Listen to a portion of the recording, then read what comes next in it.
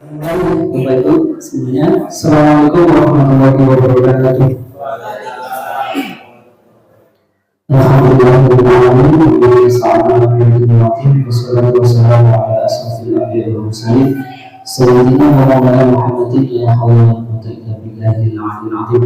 Yang kami hormati Kepala Sekolah SDN 1 Guru, dan yang kami hormati Bapak Ibu Guru SDN 1 Guru beserta karyawan SDN 1 Guru dan tamu undangan yaitu Bapak Ibu Guru Pendidikan Agama Kecamatan Kumbira. Marilah kita menjadikan puji syukur kepada Allah Subhanahu wa Ta'ala, di mana bahwa di hari ini kita semuanya dapat berkumpul untuk menghadiri undangan saya yang berbarat budaya positif CGP angkatan 11 Kabupaten Blora tahun 2024. Mudah-mudahan mendapatkan ridho dari Allah Subhanahu wa Ta'ala. Amin Allahumma amin.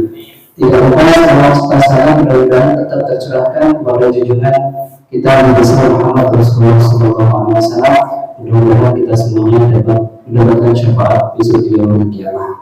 Oke, Bapak Ibu Guru, kita sambil santai saja nih,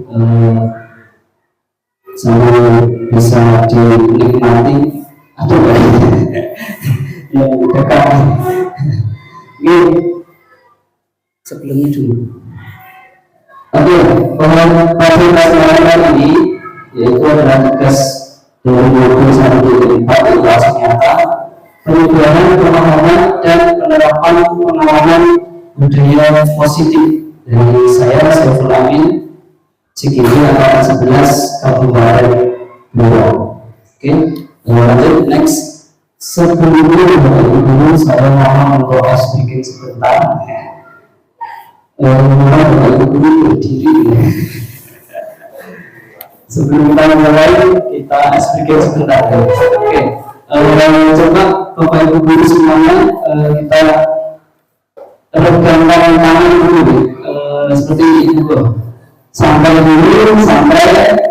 Oke, terima kasih sudah. Sekarang perhatikan apa yang saya kerjakan, jadi perhatikan apa yang saya lakukan. Oke, siap? Coba pegang kepala, pegang telinga, masih sinkron ya, pegang hidung, coba pegang rambut.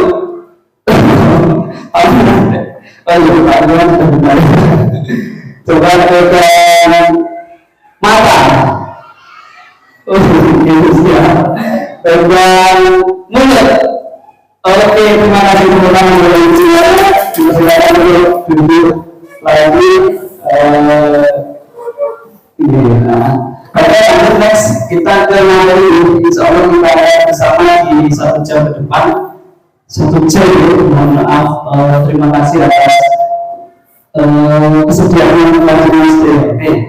Untuk yang awalnya adalah pertanyaan nanti. Coba perhatikan Bapak Ibu, apakah Anda setuju dengan pernyataan di bawah ini? Hubungan dapat mendisiplinkan anak. Kira-kira Bapak Ibu guru setuju atau tidak? Setuju? Setuju? Oke, setuju. Nomor 1 setuju. Oke. Nanti akan kita sinkronkan materinya. Yang kedua, pemberian hukuman dapat dengan hal positif seperti membaca atau membersihkan halaman sekolah dapat meningkatkan disiplin anak. Kira-kira setuju atau tidak? Setuju juga. Oke, nanti kita sinkronkan ya. 3, memberi penghargaan dapat meningkatkan motivasi belajar anak. Kira-kira setuju? Setuju juga. Oh, berarti 1, 2, 3 ini setuju semua ya. Oke, kita cross check apakah pernyataan 3 ini benar atau mungkin kurang tepat. Oke, next. Kalau jauh dulu 1 titik budaya positif ini Bapak Ibu semuanya, yaitu disiplin positif dan nilai kebajikan universal. Yang kedua, titik 2 teori motivasi hukuman dan penghargaan atau restitusi. Yang kedua, titik 1 keyakinan kelas. 2.4 kebutuhan dasar manusia dan dunia berkualitas. 2.5 restitusi atau 5 posisi kontrol. 2,6 restitusi yaitu segitiga restitusi. Nanti kita akan belajar tentang ke 1, 2, 3, 4, 5, 6 ini. Next. Topik yang pertama, disiplin positif dan nilai-nilai kebajikan universal. Kira-kira disiplin positif itu apa nih? Disiplin apa ya? Kalau disiplin, kebiasaan baik, peraturan, mungkin tepat waktu mungkin, terus kemudian menaati peraturan, taat, patuh, itu adalah disiplin. Kita harus, apakah disiplin itu ada juga yang jelek? Menuju kebaikan, berarti disiplinnya adalah disiplin yang positif. Oke. Dan nilai-nilai kebajikan universal, nilai-nilai kebajikan atau kebaikan. Oke, kita next lanjut. Nah, ini perubahan paradigma. Ini ada kegiatan ya Bapak Ibu. Coba kegiatan kepalan tangan. Ada A dan B. Anda dan teman Anda. Oke. Sekarang coba membuat pasangan ya. Pasangan berdua. Juga sama temannya, sama temannya, boleh. Ini ada bisa disebut. Oke, saya bacakan dulu di sini ada sobelah secari kertas kecil. Sudah dibagi ya kertasnya ya.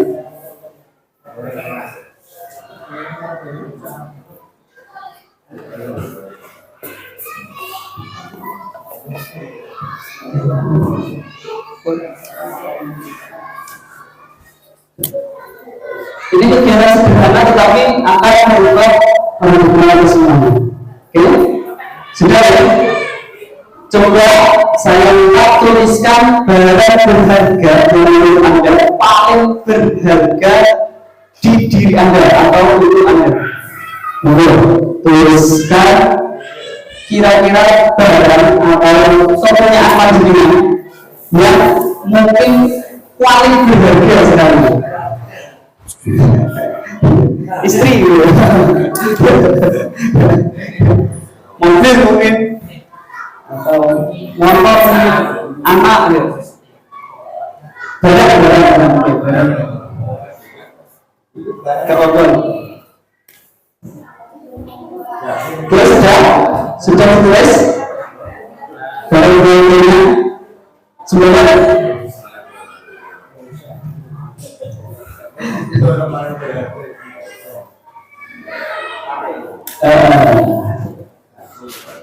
Ketika sudah coba di barang itu tadi di gambar yang sudah ditulis digerak, ditaruh di kepala tangan kita. Oke, sudah. Ya sudah disebutkan semuanya. Oke. Sekarang teman yang satunya, sebenarnya satunya berapa nih? Kita bayangkan saja. Akan mencoba dengan semua tenaga, dengan berbagai cara untuk meminta Anda memberikan benda tersebut. Sekarang sudah diberikan. Coba dipraktekkan ya.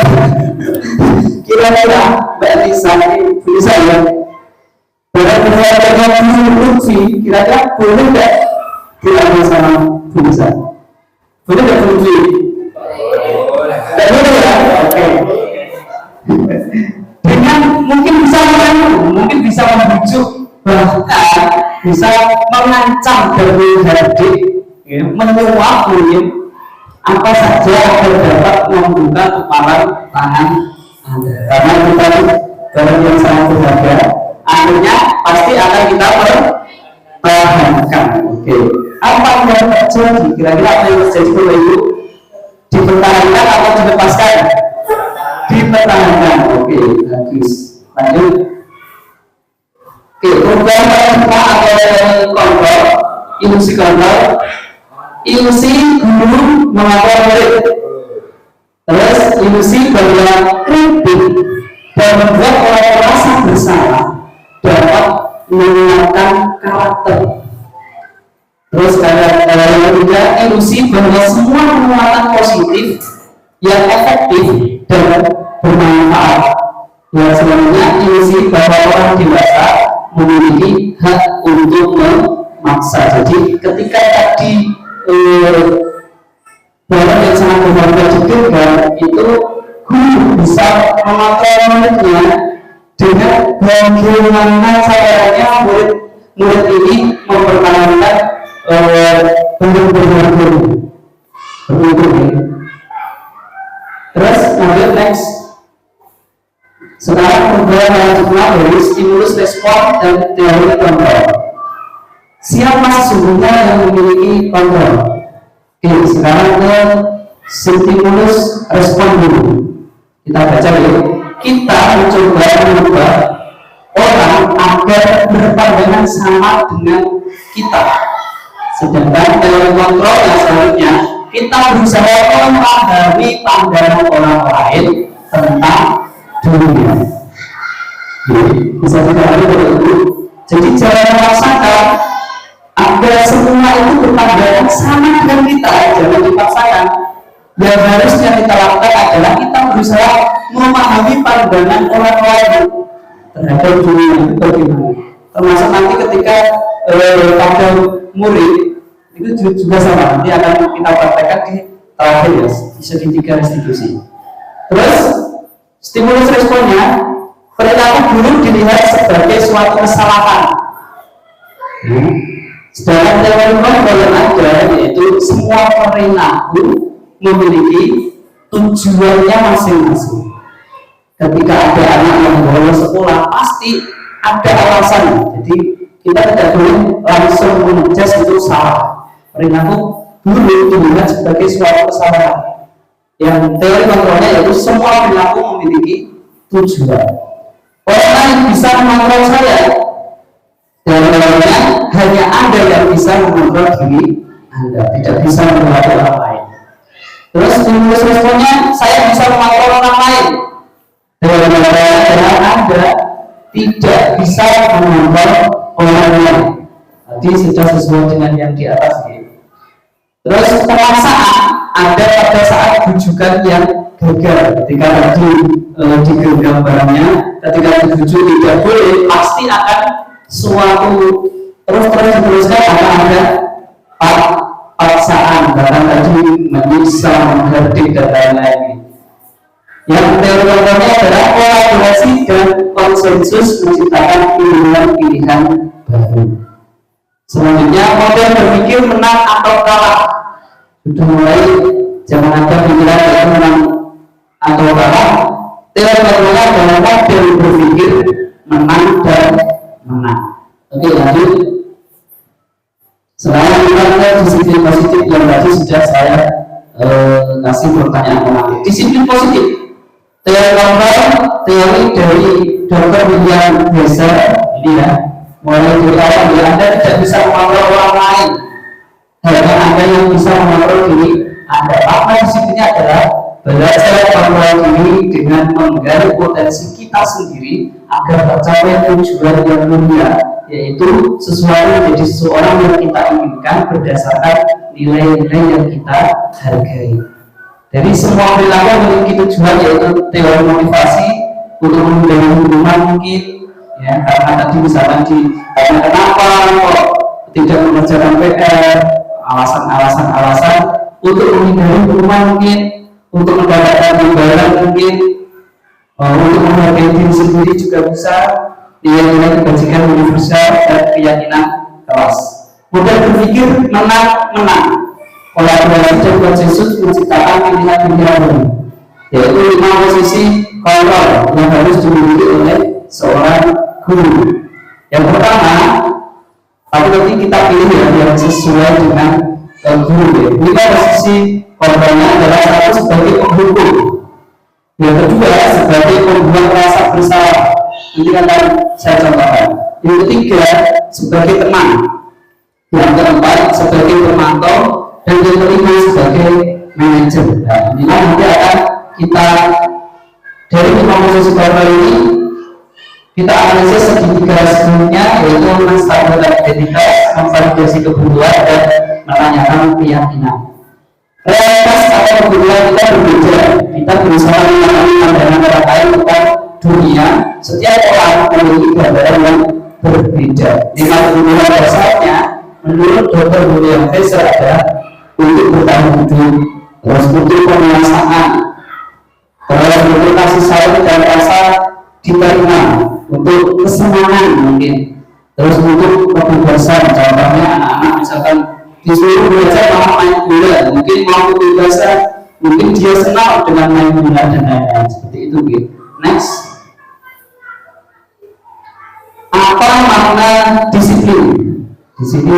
Makna disiplin ada berasal dari bahasa Latin yaitu disiplina, yang artinya belajar. Makna asal dari kata ini berkorelasi dengan disiplin diri dari murid-murid Socrates dan Plato. Disiplin diri membuat orang menggali potensinya menuju sebuah tujuan apa yang dia hargai. Selanjutnya, namun dalam budaya kita, makna kata disiplin telah berubah menjadi sesuatu yang dilakukan seseorang pada orang lain untuk mendapatkan kepatuhan. Ya. Ini yang mungkin ada di diri kita, ya. Anak-anak kita membuat peraturan agar mendapatkan kepatuhannya. Sedangkan sebenarnya makna disiplin di sini adalah belajar.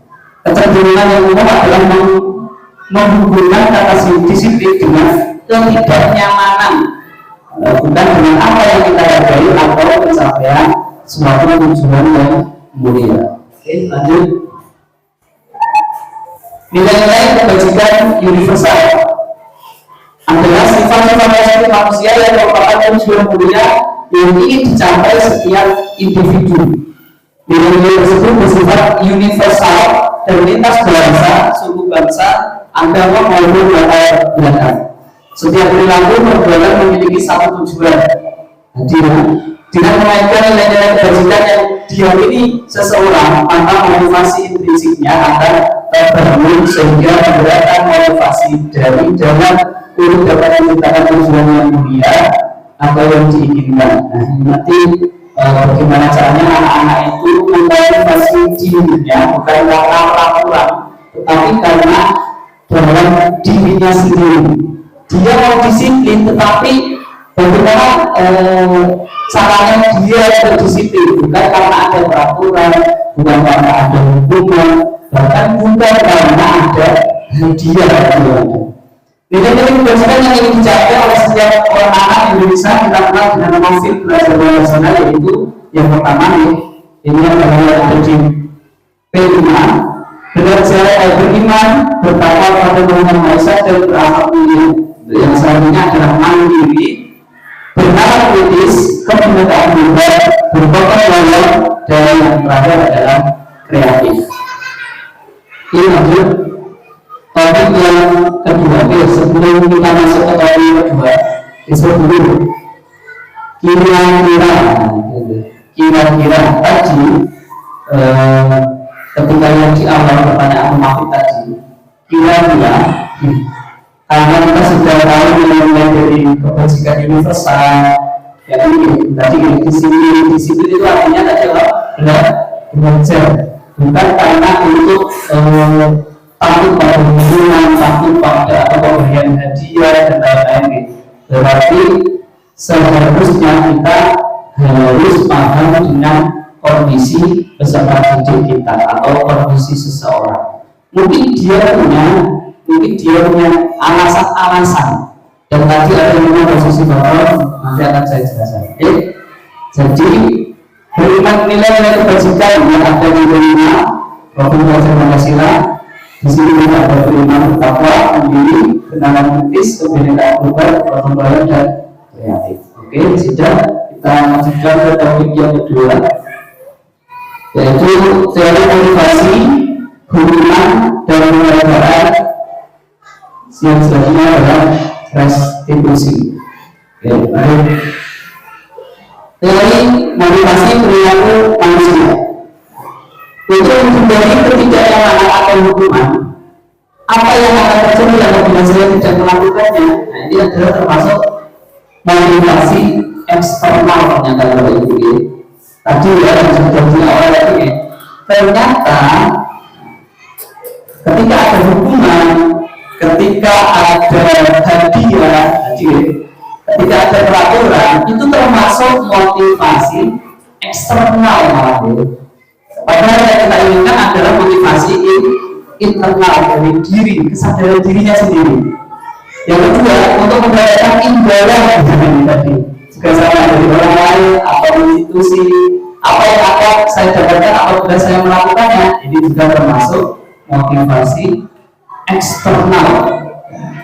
Padahal yang kita butuhkan untuk anak itu dan untuk kita sendiri juga, yaitu adalah motivasi dari diri sendiri, bukan dari eksternal. Untuk menghargai diri sendiri, saya akan menjadi orang yang seperti apa bila saya melakukannya. Itu caranya ya. Kalau kita ingin mendapatkan imbalan, pasti seperti ini pertanyaannya. Apa yang akan saya dapatkan apabila saya melakukannya? Itu pasti akan mendapatkan imbalan ini tadi. Terus untuk menghindari ketidaknyamanan atau hukuman, pasti ada pertanyaan di benaknya, apa yang akan terjadi apabila saya tidak melakukannya? Ketika ada pekerjaan rumah atau PR, anak-anak tidak mengerjakan PR karena takut dihukum, nanti akan keluar pertanyaan seperti ini di benak peserta didik.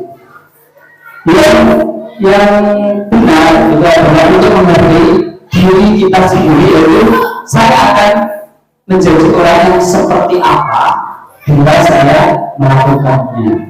Ini adalah motivasi kita, yaitu tujuan dari disiplin positif itu sendiri. Lanjut next. Nah ini tadi Ihsatul Diwantara merdeka menurut Ihsatul Diwantara, yaitu merdeka itu artinya tidak hanya terlepas dari perintah, akan tetapi juga cakap buat memerintah diri sendiri. Ini dari pemikiran Ihsatul Diwantara. Kita pahami merdeka itu artinya tidak hanya terlepas dari perintah dan perintah, tetapi apa?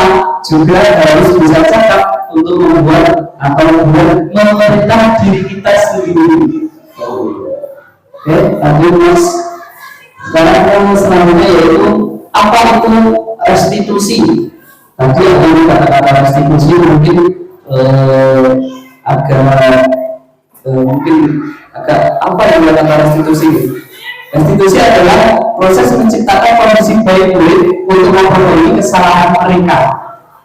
Jadi cara untuk misalkan ada anak yang berbuat salah, ini kita tadi segitiga restitusi. Itu adalah proses menciptakan kondisi baik-baik untuk memperbaiki kesalahan mereka, sehingga mereka bisa kembali pada kelompok mereka dengan karakter yang lebih kuat. Restitusi juga merupakan proses kolaboratif yang mengajarkan murid untuk mencari solusi untuk masalah mereka. Jadi yang mencari solusi adalah murid itu sendiri, bukan gurunya. Nanti ditanya dan lain-lain. Membantu murid berpikir tentang orang seperti apa yang mereka ingin menjadi tujuan mulanya. Ini menjadi tujuan mulanya. Orang yang seperti apa sih yang mereka ingin menjadi? Dan bagaimana mereka harus memperlakukan orang lain. Oke, lanjut next. Sekarang 9 ciri-ciri restitusi. Restitusi ini bukan untuk menebus kesalahan, namun untuk belajar dari kesalahan. Ketika anak membuat salah, bukan untuk menebusnya. Misalkan tadi ya disuruh membersihkan halaman, disuruh untuk membersihkan toilet dan lain-lain, bukan untuk menebus kesalahan, tetapi untuk belajar dari kesalahannya. Karena dia berbuat salah, dia harus berbuat seperti apa. Terus untuk memperbaiki hubungan, terus tawaran, ini sebagai tawaran saja, bukan dipaksa. Terus restitusi menuntut untuk melihat ke dalam diri. Restitusi mencari berbuat dasar yang mendasari tindakan. Dan yang keenam, restitusi diri adalah cara yang paling baik Yang ketujuh, restitusi fokus pada karakter bukan tindakannya. Dan selanjutnya restitusi fokus pada solusi. Dan yang kesembilan, restitusi mengembalikan murid yang berbuat salah pada kelompoknya. Jadi ketika ada murid yang berbuat salah itu ditanya tiga tahapan restitusi tadi. Nanti akan dipraktekkan di beberapa kasus ini. Oke, lanjut next. Oke, sebelum kali ketiga dari restitusi ini sudah mulai ada gambaran yang Bapak Ibu semuanya ya. Bagaimana cara mengatasi anak-anak yang mungkin bermasalah. Ketika ada anak yang bermasalah, adalah restitusi inilah yang harus kita semuanya terapkan pada anak-anak yang bersalah, bukan memberi hukuman, bukan juga memberi hadiah, tetapi bagaimana anak itu bisa sadar bahwa dirinya itu salah dan melakukan menunjukkan solusinya dari diri mereka sendiri. Oke, next. Kita lihat yang ketiga yaitu keyakinan kelas. Yang Bapak Ibu semuanya sudah lakukan kira-kira apa ya? Keyakinan kelas atau peraturan kelas yang sudah ada di kelas Bapak Ibu. Peraturan ya, yang ada itu adalah peraturan. Misalkan contoh peraturan apa? Kasih satu contoh.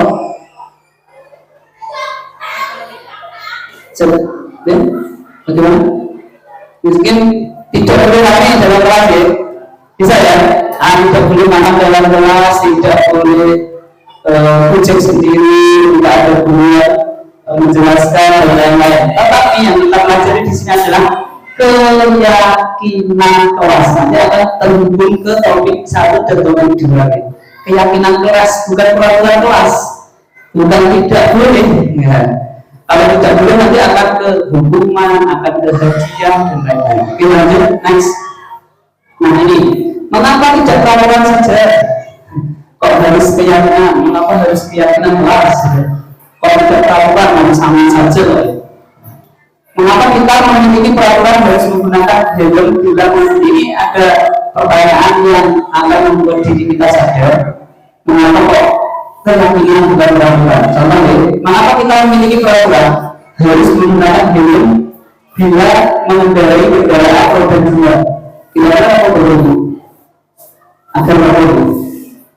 Menggunakan helm berarti ada selamat. Nah, mungkin ketika ada apa-apa istilahnya selamat itu ya. Nah ini agar selamat. Terus mengapa kita memiliki peraturan HM yaitu menggunakan masker, mencuci tangan dan menjaga jarak? Tadi kalau itu juga ada selamat atau menjaga kesehatan. Mengapa kita memiliki peraturan harus datang tepat waktu pada saat mengikuti pelatihan? Itu juga ada peraturan-peraturan. Untuk mendukung motivasi prinsip kembali ke nilai-nilai keyakinan tadi, lebih menggerakkan seseorang dibandingkan mengikuti serangkaian peraturan-peraturan. Bagaimana anak itu sadar bahwa dia melakukan peraturan itu atas dasar motivasi dari internal dirinya sendiri, termasuk kita ya. Jadi jangan sampai karena ada peraturan dia melakukannya, tetapi bagaimana dia melakukannya itu adalah kebutuhan dia sendiri. Nah ini yang kita lakukan di kelas yang bisa teman-teman semuanya praktekkan di kelas Bapak Ibu semuanya, walaupun tidak di kelas itu juga bisa membuat keyakinan kelasnya, misalkan membuat keyakinan di mata pelajaran pendidikan agama Islam dan lain-lain. Oke, next. Sekarang kita lihat budaya positif. Budaya positif ada lingkungan positif, keyakinan kelas dan peraturan kelas. Nanti dari peraturan kelas kita ubah ke keyakinan kelas dan lanjut ke lingkungan yang positif akan menunjukkan budaya yang positif. Lanjut. Oke, sekarang ada pertanyaan dari semuanya. Kira-kira dari kita berbahasa kesepakatan kelasnya di sini ada datang tepat waktu mengucapkan salam. Datang tepat waktu. Terus di sini mengucapkan salam ini kira-kira sudah positif atau belum? Sudah ya, sudah positif. Terus menjaga kebersihan sekolah, ini sudah ya. Berdoa sebelum dan sesudah kegiatan, oke sudah. Aktif dalam pembelajaran, oke. Terus tertib juga sudah positif ya. Sekarang kita ke kesepakatan kelas.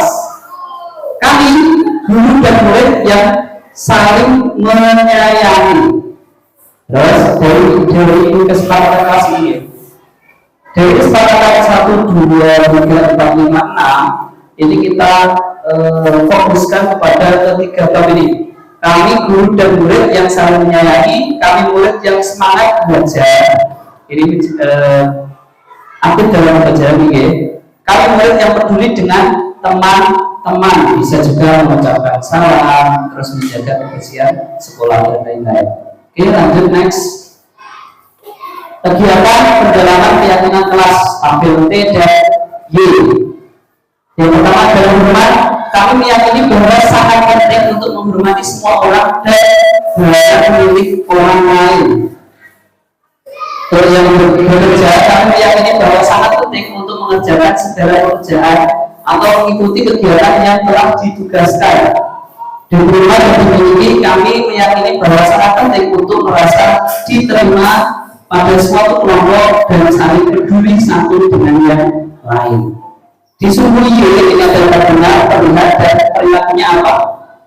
Disuruh T ini adalah hormat, bekerja, diterima dan dimiliki. Tampak seperti apa, tidak tampak seperti apa. Oke, next, ini contohnya. Nah ini ya. Berarti terdengarnya ini hormat dan kerjanya ada di atas sumbu Y. Satu orang berbicara, yuk saya bantu, kita bisa selesaikan ini bersama. Contohnya ya. Terima, tolong ya. Permisi, boleh saya pinjam, nanti akan segera saya kembalikan. Ini terdengarnya seperti itu. Terlihatnya di sumbu yang lain berempati terhadap perasaan orang lain, memegang barang milik orang lain hanya dengan izinnya. Tadi ya permisi, mendengarkan dengan seksama, senantiasa berbuat baik dan yang selanjutnya adalah berbagi. Terus perilakunya tersenyum ramah, memberikan salam hormat, berjabat tangan, meletakkan tangan di dada, saling memberikan ruang bekerja, postur tubuh yang sangat tenang. Ini adalah tampilnya. Tampak seperti apa dalam tepat waktu yang tidak tampak seperti sering hadir terlambat. Terus menyapa teman dan guru setiap hari, tak acuh kepada teman dan guru. Ini tidak tampak seperti ini. Terus mengembalikan barang yang telah dipinjam dan mengucapkan terima kasih, tidak mengembalikan barang yang telah dipinjam dan meletakkannya sembarangan. Nah ini bisa dikembangkan sendiri. Terus untuk bekerja tampak seperti apa? Tekun belajar dan menyimak guru, tidak tampak seperti tidak meninggalkan guru dan acuh tak acuh, tidak peduli dengan guru. Menyerahkan tugas tepat waktu, tidak tampak seperti tugas tidak diberikan. Okay, next.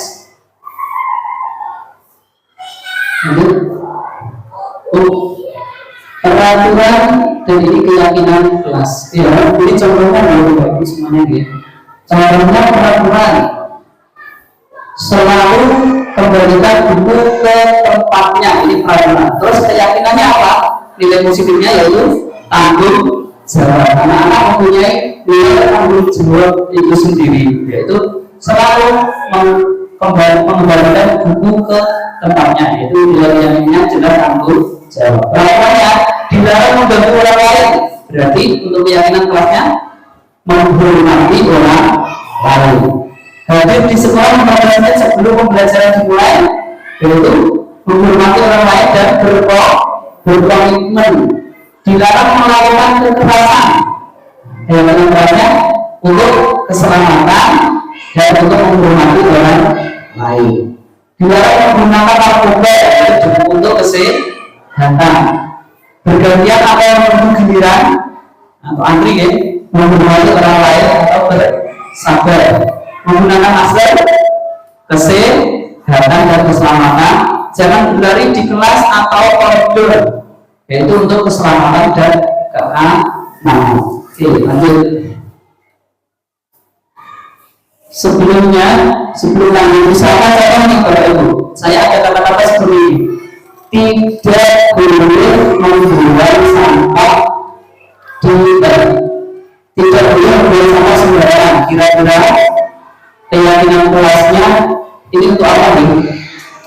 menjaga kebersihan seperti itu dulu.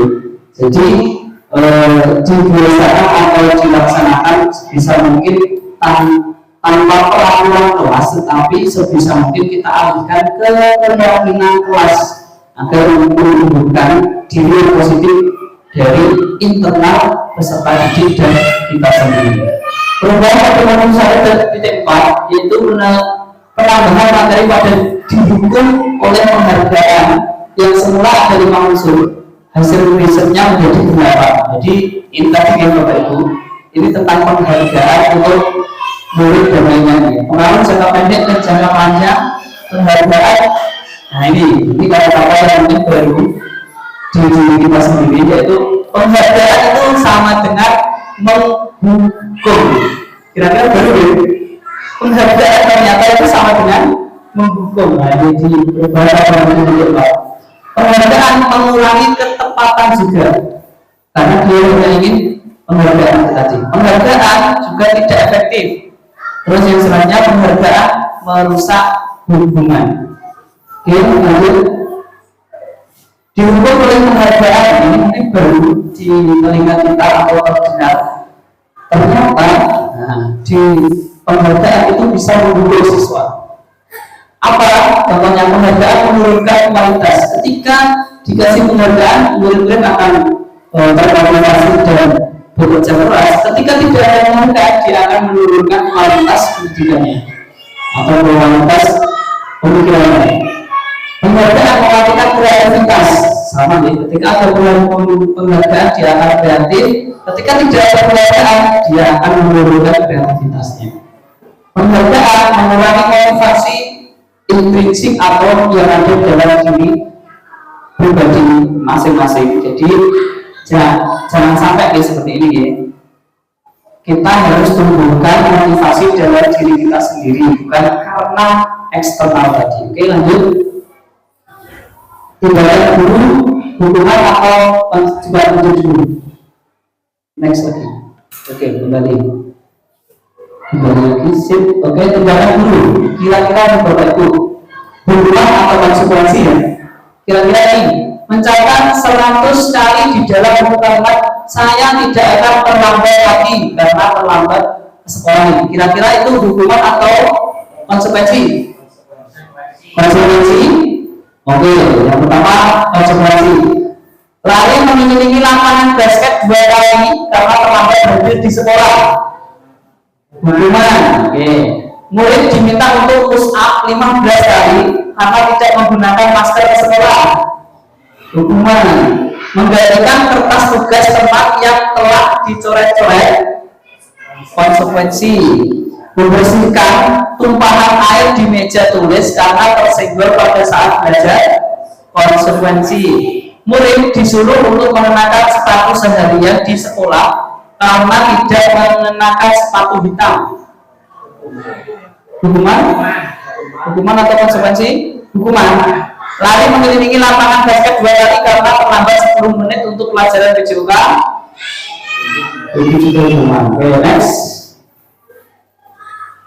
Nah, ini perbedaan hukuman dan konsekuensi. Apakah tadi sudah benar? Hukuman itu adalah sesuatu yang menyakitkan, sesuatu yang mungkin membuat diri anak itu sakit atau merasa terbebani gitu. Terus yang biasa terjadi seperti itu, membuat anak sakit, mungkin termasuk fisik maupun hati untuk jangka waktu yang lama. Terus anak membenci kedisiplinan. Akhirnya ketika ada kedisiplinan dia benci karena ada hukuman tadi. Mendorong anak menyakiti diri sendiri, konsep diri yang buruk. Ini hukuman ya, ciri-ciri hukuman. Anak belajar untuk menyembunyikan kesalahan. Ketika ada kesalahan dia akan ngeles apapun itu, dia akan menyembunyikan kesalahannya karena ada hukuman tadi ini. Marah, rasa bersalah, dipermalukan, merasa tidak dihargai. Beda dengan konsekuensi.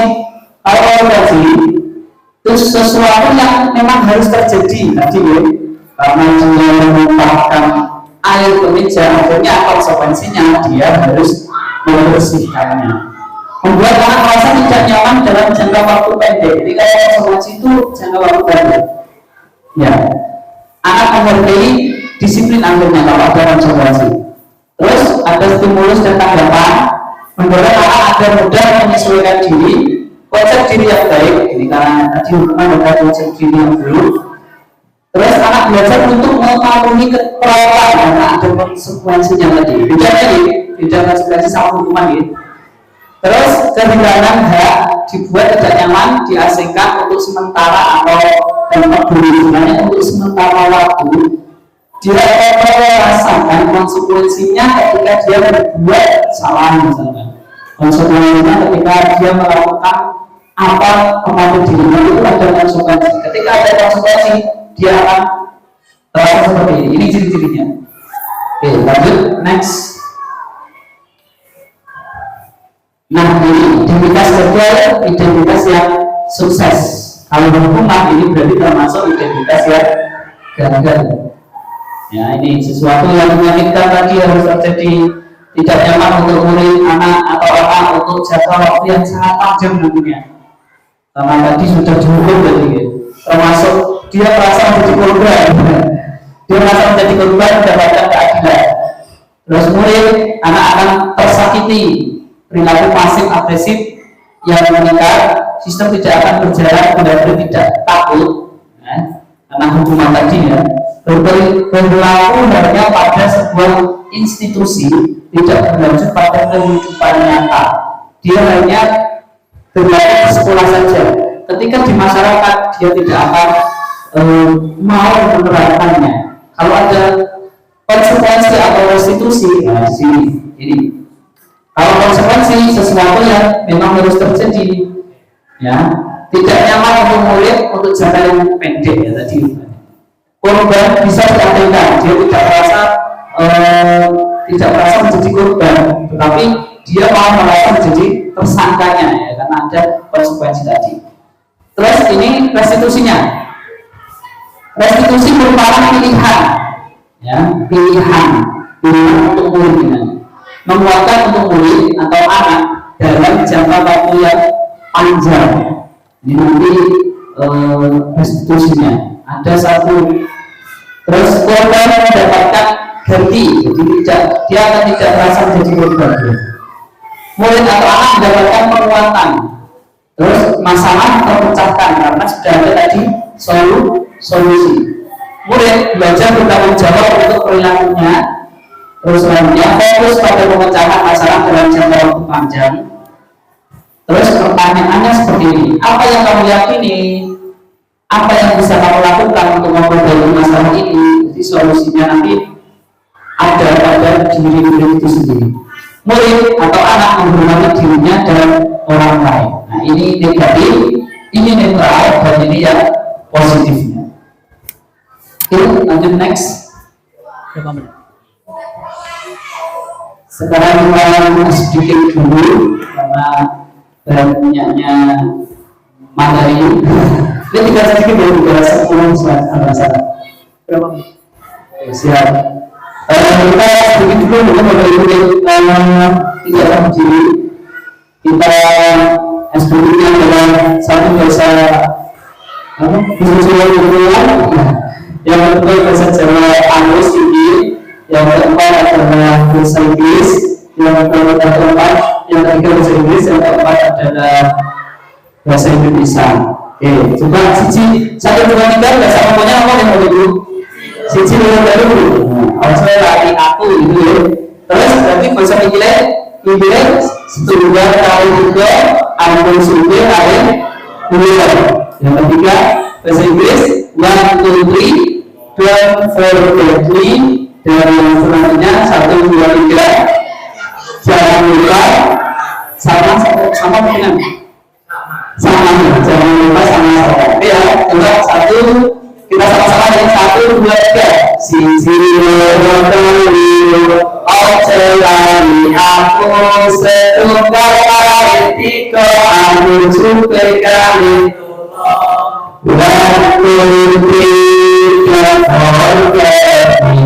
Satu, dua, tiga, jangan lupa sama saya.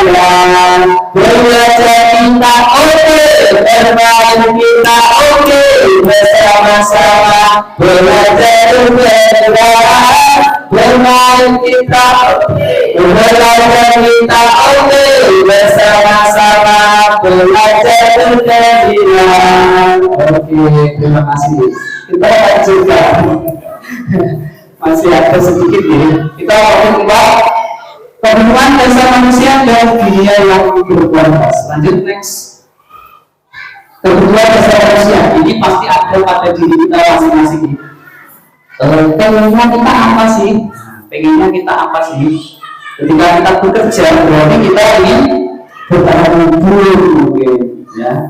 Terus pengennya juga kasih sayang dan rasa terima. Terus yang selanjutnya mungkin pengen penguasaan dan mungkin pengen kesenangan diri sendiri. Dan yang selanjutnya adalah pengen kebebasan. Ini adalah kebutuhan dasar manusia. 5 kebutuhan dasar manusia. Next. Topik 5 adalah posisi kontrol. Oke, lanjut. Ini tadi juga di Flix. Ini ada sedikit video. Ini adalah video untuk posisi kontrol. Jadi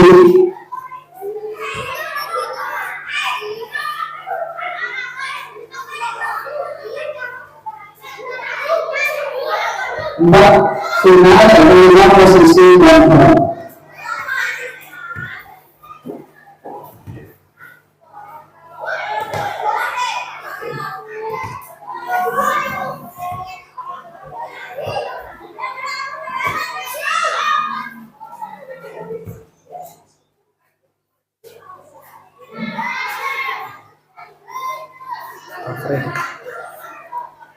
Aku seperti sambil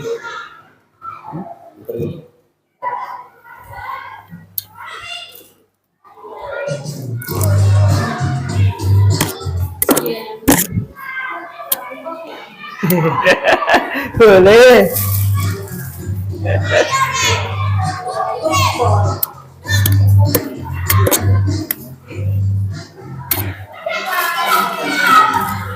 Iklan ya. Skip.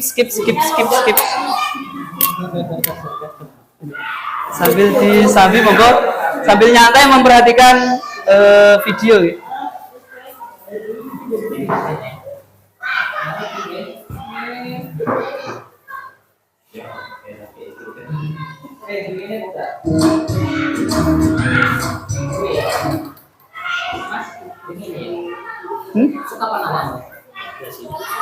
Suka apa?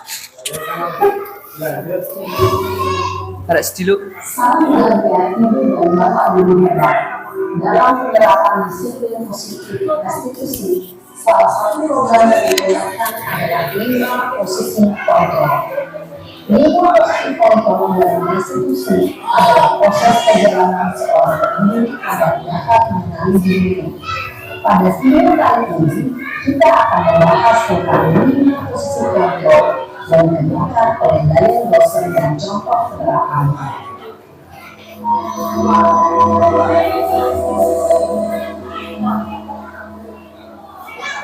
Lima posisi kontrol itu adalah 1. Posisi pencukup, 2. Posisi pembuat dasar bersalah, 3. Posisi tenang, 4. Posisi pemantau atau monitor, dan 5. Posisi manajer. Untuk penggunaan posisi tersebut, mari kita saksikan kasus Naren yang berada hadir 20 menit di sekolah dan melihat bagaimana kelima posisi kontrol dalam menghadapi masalah tersebut.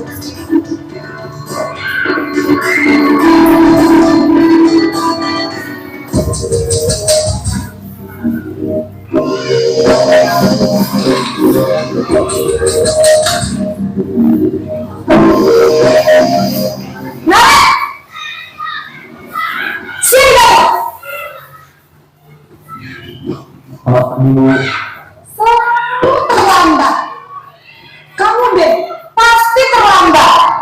Maaf Bu, saya Apa coba? Alasan kamu apa lagi?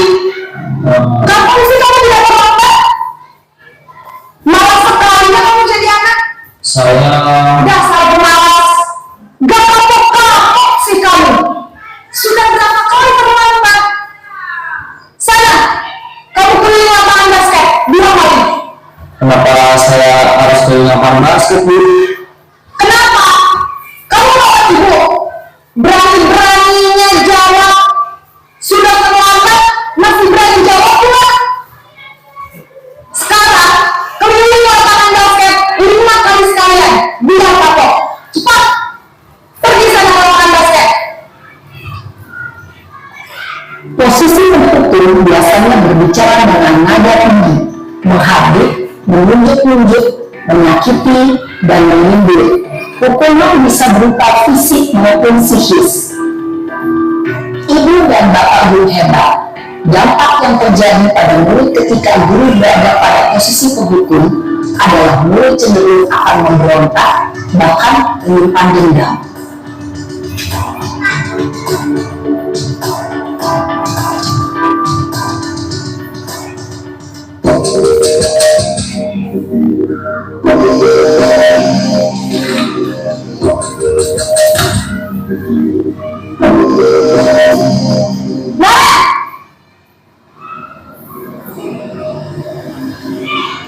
Selamat pagi, Bu.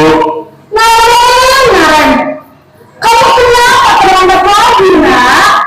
Ya Tuhan, Naren. Kamu senang ya bikin ibu susah ya? Kalau kamu terlambat lagi, nanti ibu yang ditegur sama kepala sekolah, nak. Bisa nggak ibu tidak bisa menggunakan kamu? Gimana ini? Maaf, Bu. Gusti Naren, kamu suka ya kalau ditegur sama kepala sekolah? Terus, sekarang ibu harus tulis apa yang di buku absen? Ini kamu sudah sering terlambat loh. Ibu harus apa coba? Maaf, Bu. Maaf sekali. Ya sudah, lain-kali jangan bikin ibu susah lagi anak ya. Ibu tidak akan kuat lagi kalau kamu gini terus. Bisa jadi hukuman kalau ibu tegur bapak kepala sekolah. Sana cepat kelas. Maaf ya, Bu. Maaf sekali.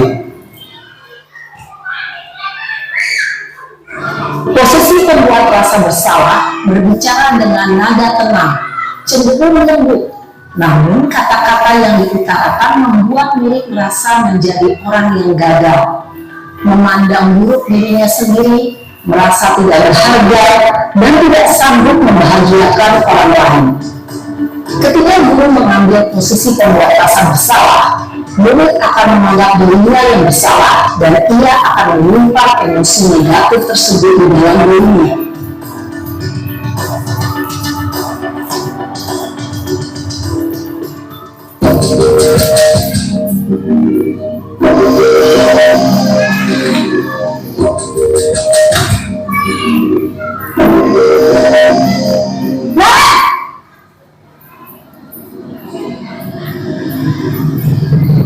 Selamat pagi, Bu. Wah, sudah jam berapa nih, nak? Terlambat lagi ya saya. Iya, Bu.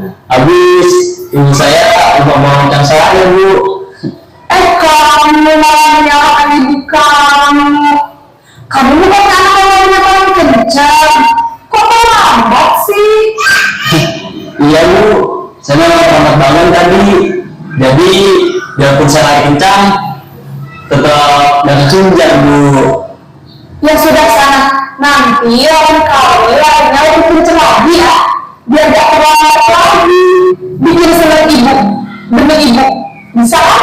Bisa, Bu. Ya sudah sana masuk kelas. Ibu beresin urusan absen kamu. Kamu ini ada saja. Dalam posisi teman, guru berbicara dengan nada suara ramah atau cenderung bersinggah gurau untuk menjaga suasana tetap santai. Murid akan merasa senang, aman, dan akrab dengan guru. Identitas yang tercipta adalah identitas sukses atau berhasil.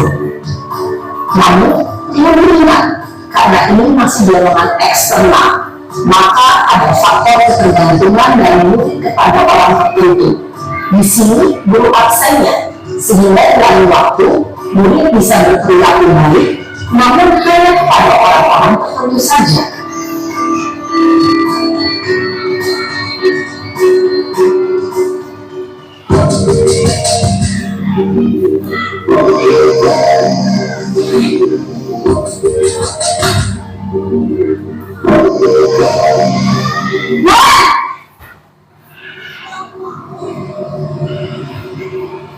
Selamat pagi, Bu. Maren, apa peraturan sekolah kita tentang jam berapa kita harus masuk sekolah, nak? Kita harus di sekolah jam 7, Bu. Iya betul, sekarang sudah jam 7.20. Mari kita tahu konsekuensinya jika terlambat hadir. Paham, Bu? Saya harus tinggal kelas pas jam istirahat selama 20 menit. Iya benar, konsekuensinya demikian. Jadi nanti jam 9.30 pas istirahat, kamu harus tinggal di kelas, kerjakan tugas tambahan untuk ketertinggalan kamu, ya? Baik, Bu. Posisi pemantau mengandalkan penghitungan atau data untuk mengontrol murid. Guru mengarahkan murid berdasarkan peraturan dan konsekuensi. Seorang pemantau menunjukkan bahasa tubuh dan ekspresi wajah yang datar dan cenderung formal.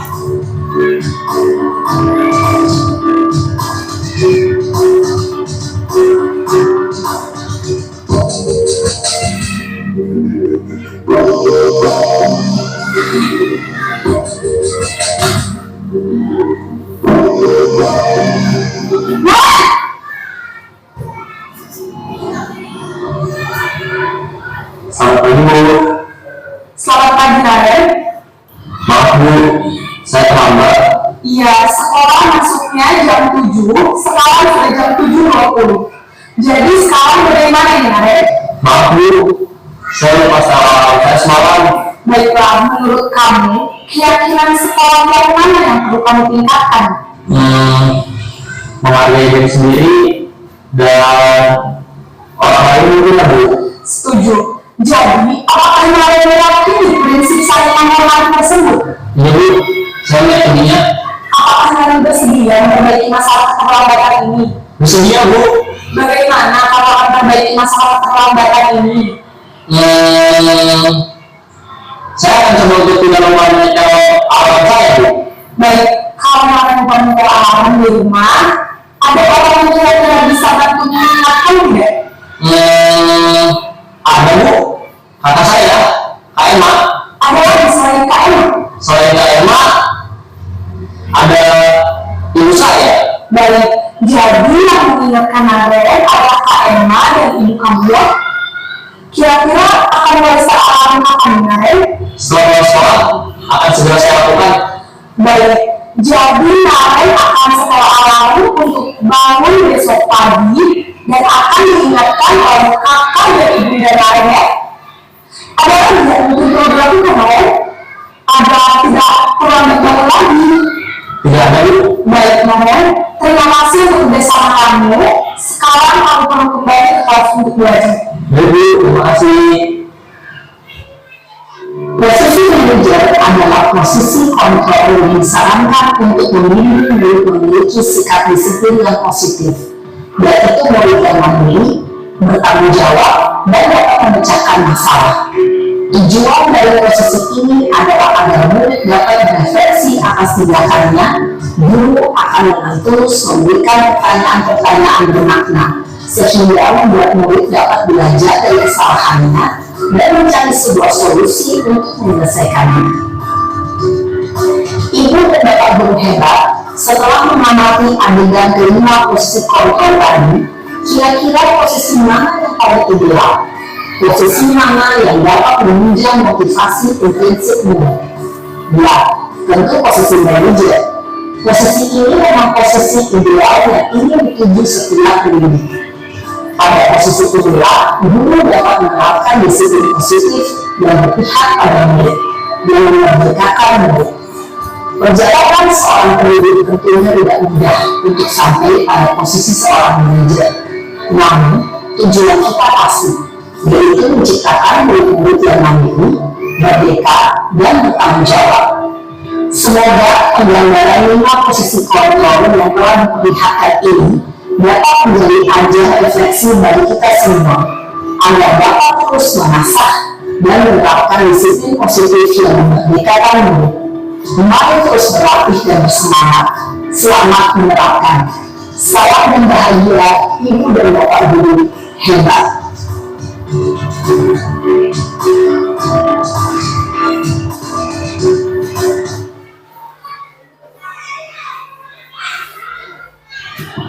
Oke, next. Di posisi yang tadi sudah dijelaskan yaitu satu dari ibu yaitu membatik mungkin menunjuk ibu terus menyanyi menghibur. Terus misalnya kita di sini guru berkata kalau kamu tidak melakukannya awas ya, rasakan gitu ya. Ini cara menghibur ya. Hasilnya adalah pasti muridnya membuka ya, kenapa saya harus melakukan lari lapangan dulu? Nah, membuka sih. Kaitannya dengan dunia berkualitas, murid meletakkan guru di luar dunia berkualitasnya. Ini tidak berguna dia. Murid berkata, biarkan saja nanti juga marah hati. Dampak pada murid itu mengulangi kesalahannya. Terus ini adalah aktivitas yang berbeda yaitu memberi hukuman. Yaitu juga itu kalau ini menghukum dan membuat orang merasa bersalah. Jadi yang kedua adalah membuat orang bersalah, berceramah dan mengatakan seharusnya ya, ibu kecilan itu akan merasa bersalah tadi. Kamu sebenarnya kamu sudah tahu itu luas sekali mengatakan itu stres dan lain-lain. Itu adalah membuat anak merasa bersalah, menyembunyikan, menyangkal dan berbohong masih ada hasilnya ya.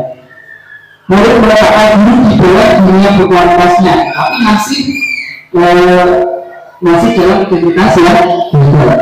Terus maafkan saya dulu, terus merasa rendah diri. Terus yang posisi teman. Kalau posisi teman ini menuju ke membela ya. Misalkan teman semuanya ada teman terus membuat bersalah, pasti ada. Kalau di posisi teman, di posisi teman itu di teman, itu pasti kita akan membela. Enggak apa-apa, bagaimana? Membuat alasan-alasan untuk muridnya tadi. Ayolah lakukan ini itu. Masa kamu tidak mau? Ingat tidak itu pernah bantu begini. Terus kalau di posisi teman akan hasilnya ketergantungan. Terus murid berkata guru sebagai orang yang sangat penting di dunia berkualitas. Terus saya dapat apa itu teman saya, ternyata begitu. Jadi kalau posisi teman ini tentunya adalah membela. Kalau pemantau ini sudah termasuk sukses di posisi suksesnya. Pemantau menghitung dan mengukur tadi ya. Apa peraturannya, menyesuaikan diri diawasi. Murid merupakan guru peraturan dan hukum di dunia berkualitas. Beberapa banyak bintang yang saya harus peroleh di posisi pemantau. Berapa yang harus saya tulis. Kemudian berapa pada sanksi atau hukuman untuk dirinya. Nah ini kalau posisi yang disarankan yaitu untuk menghargai diri sendiri, yaitu sebagai manajer mengajukan pertanyaan. Ini berkaitan dengan topik yang satu tadi ya. Apa yang kita yakini? Apa sih keyakinan kelas yang dilanggar? Alasannya apa sih diberikan kesempatan untuk berbicara? Menguatkan hasilnya adalah menguatkan pribadi. Murid berkata dirinya sebagai individu yang positif dalam dunia berkualitas. Terus murid berkata bagaimana caranya saya bisa memperbaiki keadaan. Nanti akan murid mencari solusinya sendiri, mengevaluasi diri bagaimana cara memperbaiki diri. Next. Pertanyaan, siapa saya kecewa sekali sama kamu? Siapa yang mengatakannya kembali dari lima sosial apa? Membuat rasa bersalah. Saya kecewa sekali. Terus kamu tidak pernah benar melakukannya. Jadi mendukung. Mari 2 kali, mari 3 kali. Jadi ini Pak Ketua. Ayo kan, lakukan bunyi ibu, ini adalah posisi teman. Cenderung menjual. Terus pemantau, apakah kamu mau mendapatkan speaker bintang hari ini? Ini pemantau dipantau terus. Terus sebagai manajer, ya, bagaimana kamu bisa menyelesaikan masalah ini? Ini ditanya, solusinya ditanya. Ini adalah posisi kamu sebagai manajer. Kamu selalu yang paling terakhir, ini juga sebagai penghubung. Next, berbeda antara peraturan pemantau konsekuensi apabila apakah nilai manajer memperbaikinya, bagaimana caranya? Kalau kamu tidak, saya akan. Ini berarti menghitung apa yang kamu lihat ini. Nah, ini caranya. Bagaimana memperbaiki masalah ini ditanya.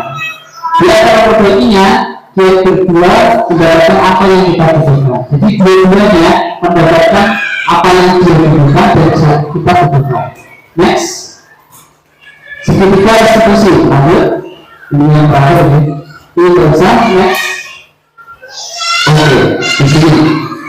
Yang pertama adalah menstabilkan identitas dulu. Setiap orang pasti pernah melakukan salah. Jadi pertama, anak itu ditanya, kenapa kalau Pak Tadi dalam problem ya? Kenapa kamu kok bisa datang terlambat? Oh, saya lupa memasang alarm dulu. Seperti itu ditanya. Kamu bukan satu-satunya. Ditambah harus bikin institusi. Oh iya sih, mungkin ketika ibu mungkin ketika saya lupa menyalakan alarm, saya juga akan datang terlambat. Gitu deh. Terus memvalidasi kebutuhan. Kamu tentu punya alasan kenapa tadi ditanya, sudah ya.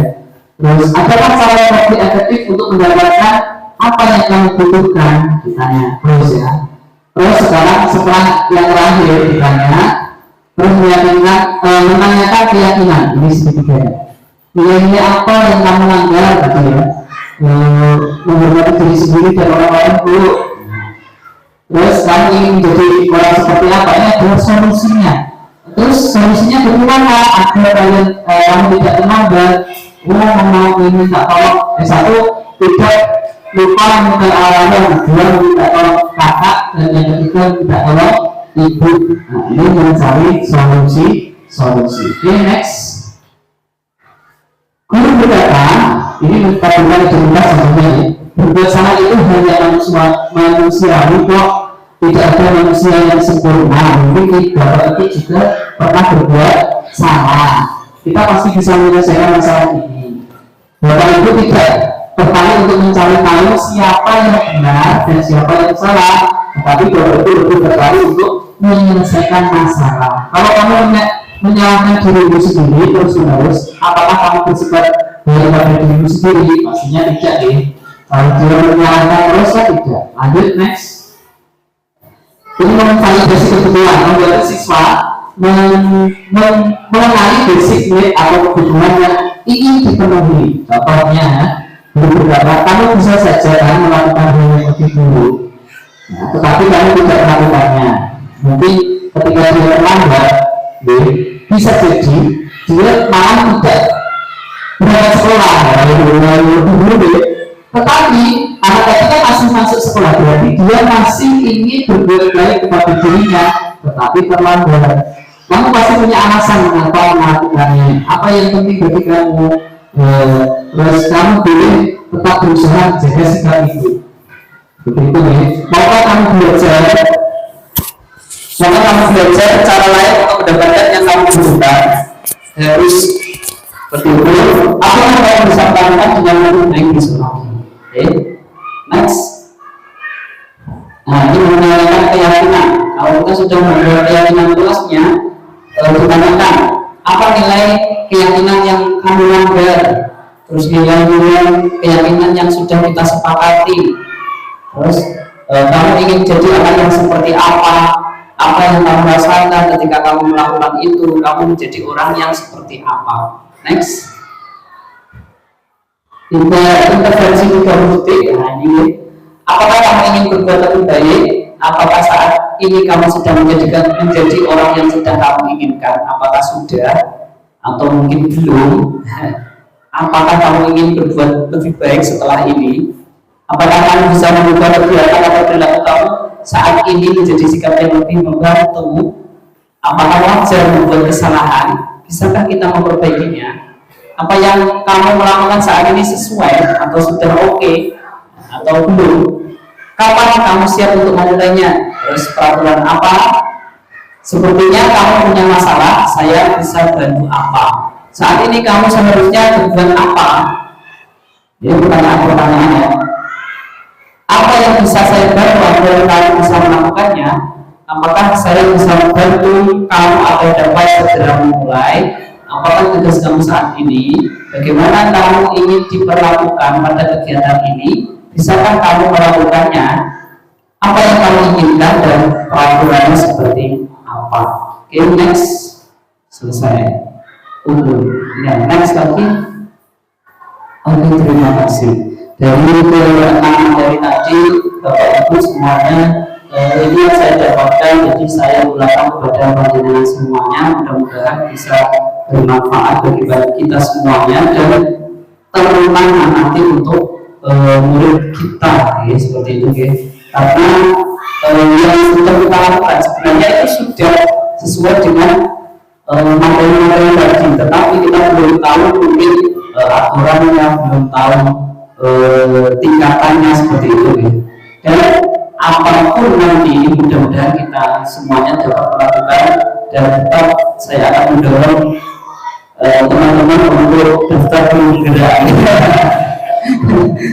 Seperti inilah teman-teman mudah-mudahan kita semuanya mendapatkan kebaikan dari hal positif ini dan agar anak-anak juga dapat berkualitas dan kita juga dapat berkualitas. Terima kasih atas perhatiannya. Kami tutup. Assalamualaikum warahmatullahi wabarakatuh.